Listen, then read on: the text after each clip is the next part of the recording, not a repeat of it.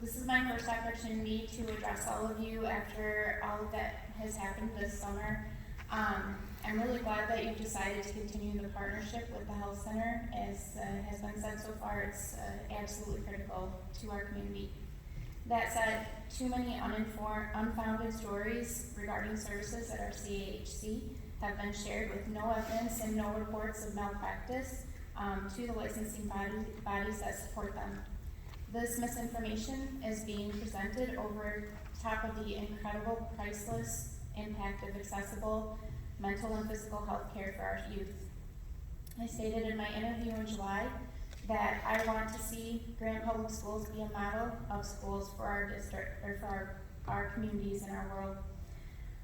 It is interesting that back in 2017, it was actually my goal to see us become a model for health for our students. So at that time, I began my work to help support that. Interestingly, I think Mr. Zuber might remember the very first meeting I ever had with him was to discuss what we could do to help increase physical activity at our elementary and primary centers. And I was the first parent on the CATCH committee representing for nutrition for our kids and all of those kinds of things. In the 2019 bond, I was a strong advocate for the multi-purpose room at our LPC and also the new gym. It's just always been a passion of mine to see our kids have better nutrition, better physical activity, and better health.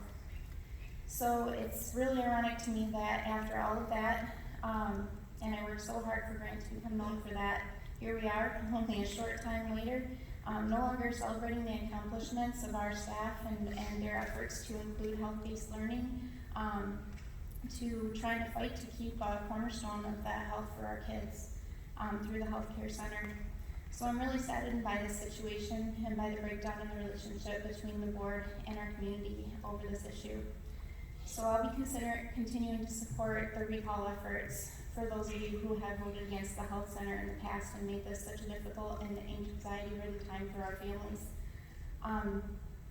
During this process, the board members did not request community input. When the community input was offered, they were silent in response.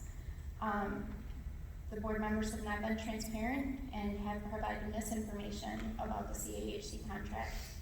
When you were elected to these positions of authority, I anticipated that your leadership would include honest, fact-driven conversations with our community.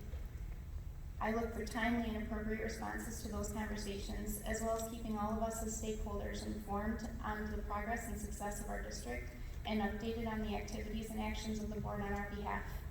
These board members, unfortunately, did not uphold those responsibilities as I see them, so I will continue to support the recall effort. Thank you. Thank you. Thank you.